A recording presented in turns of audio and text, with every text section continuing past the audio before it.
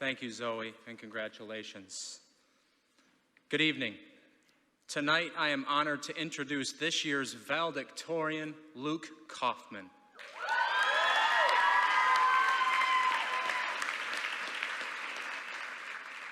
Luke is the son of Stephen and Denise Kaufman. When asked to share some thoughts about her son, Mom said the following: Luke is the youngest of our three boys, and unlike how you hear that the baby of the family is always reckless, trying to keep up, Luke was not.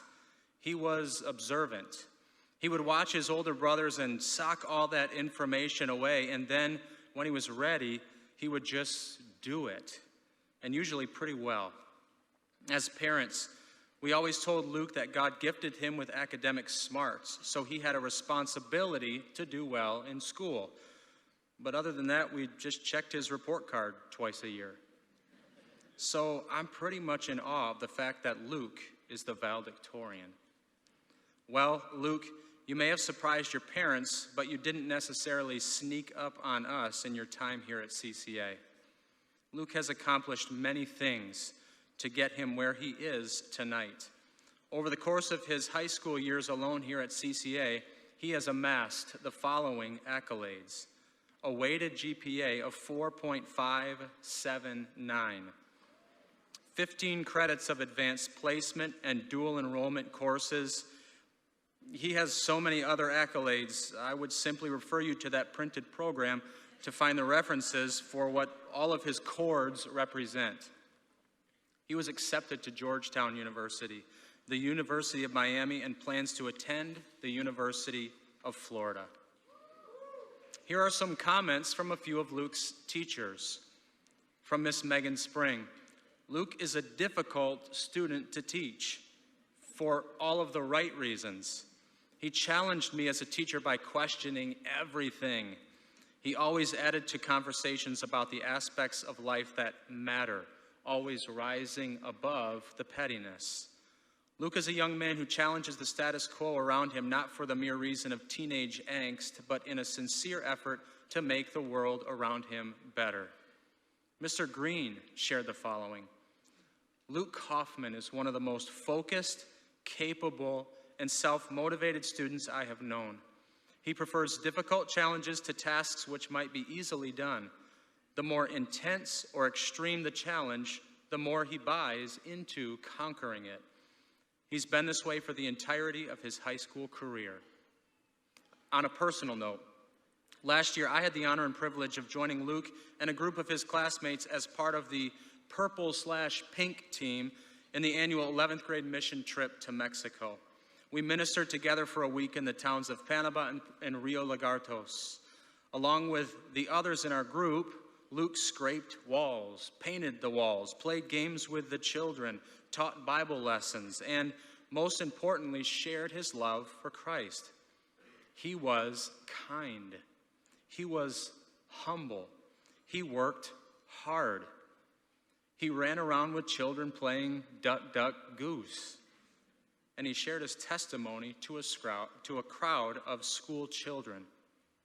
In Matthew 20, Jesus gathered his disciples together and told them that whoever wants to become great among you must be your servant, and whoever wants to be the first must be your slave, just as the Son of Man did not come to be served, but to serve and to give his life as a ransom for many. Luke, in the midst of your accomplishments and accolades, I want to thank you for demonstrating the Christ-like characteristics of servitude, humility, and joy in all circumstances. Ladies and gentlemen, it's my privilege to welcome to the podium the valedictorian of the class of 2019, Luke Kaufman.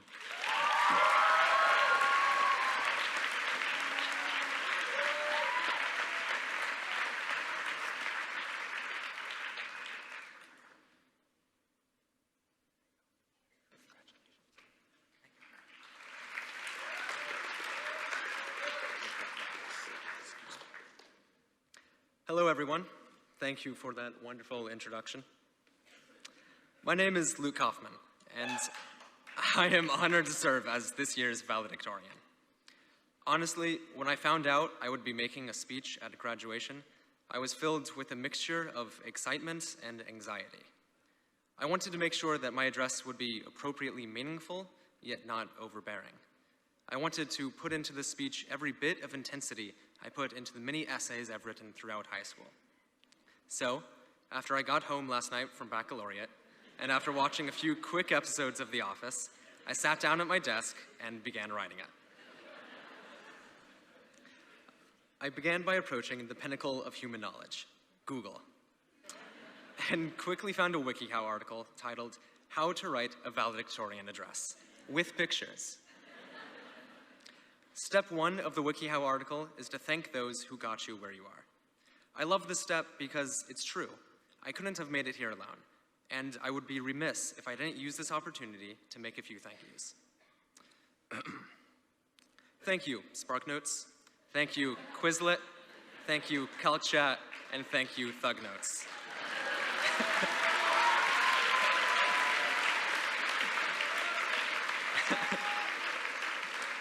I couldn't have made it here without you. But in all sincerity, I owe most of my success to others. I'd like to foremost thank my amazing parents, Steve and Denise Kaufman, without whom I wouldn't be here today in the most literal interpretation possible. I am blessed to have such loving and awesome parents. I'd like to thank my brothers as well for both being much taller than me. I knew if I couldn't be the tall one, I had to be the smart one of the family. Throughout high school, I've been blessed to have had the teachers I did. Some of the strongest relationships I have are with members of Calvary faculty. And despite often doing my best to derail the class lesson, they never held it against me. I can't emphasize enough how grateful I am. Many of my teachers have become akin to second mothers or fathers to me.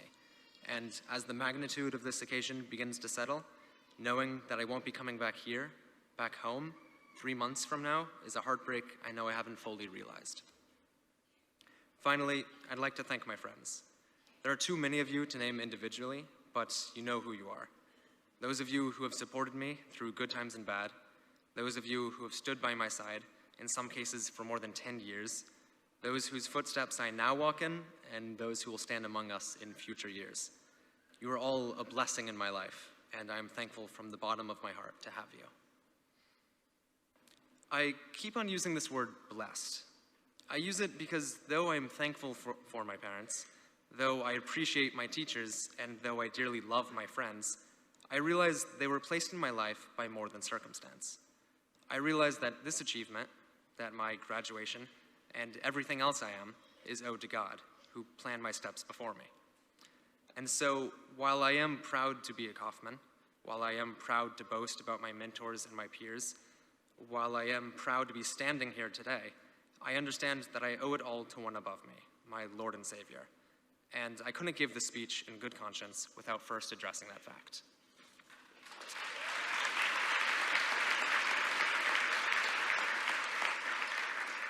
Step 2 of the WikiHow article is to directly address your audience.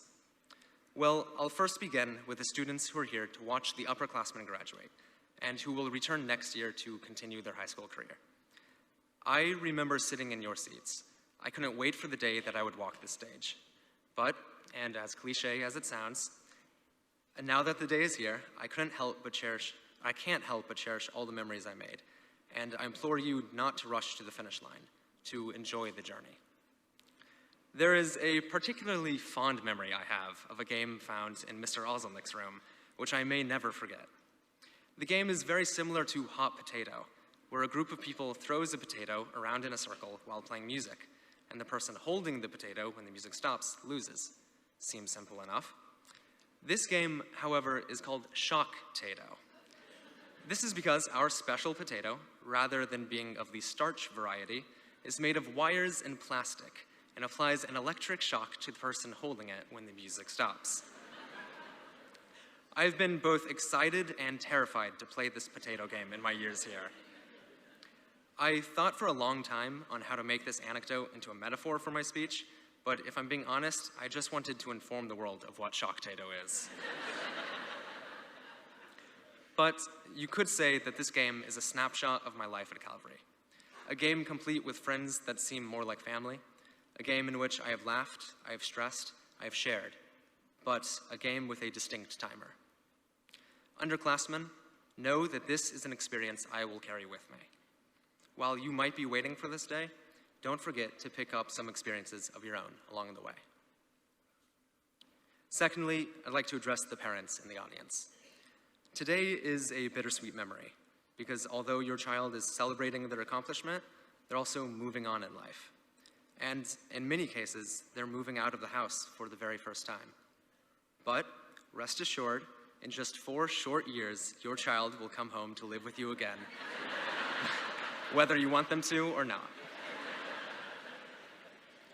Lastly, I'd like to address my classmates, us graduating students.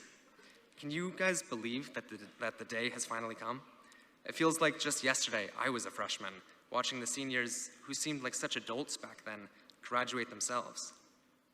In this moment between you and me, I would like to quote the esteemed and venerable Dr. Clifford Mack, whom we all love and admire. Class of 2019, to you I say this: embrace the suck. Originally given to us during the college admission season, this quote reminds us to look beyond low points in our lives, where stress is abundant and life can seem overwhelming. No matter the drudgery we may encounter in our futures, there's always something to laugh at. The third and final step, according to WikiHow, is to impart a message, and I'll do my best. I would love to stand up here and give out advice like I knew what I was talking about, but the truth is I don't. We're all in the same shoes here, stepping forward into a new phase in life about which we know very little. Rather than advice, I think there's a bit of encouragement that we can all give each other. I told the underclassmen that they should cherish the bonds they're making. To you, I encourage to not only cherish those bonds made in high school, but to keep them. Do more than remember your friends, lean on them, and support those who, in turn, lean on you. It is my firm belief that the greatest gift God has given us is that of community. I, for one, know I'll lean on friends made here, both old and new. Friends I sat next to in Miss Herman's first grade class, and friends I made, and this is completely true, 6 minutes before the bell rang on the last day of school. This next step in life we take with uncertainty, but we take it together. Thank you, and congratulations to the graduating class of 2019.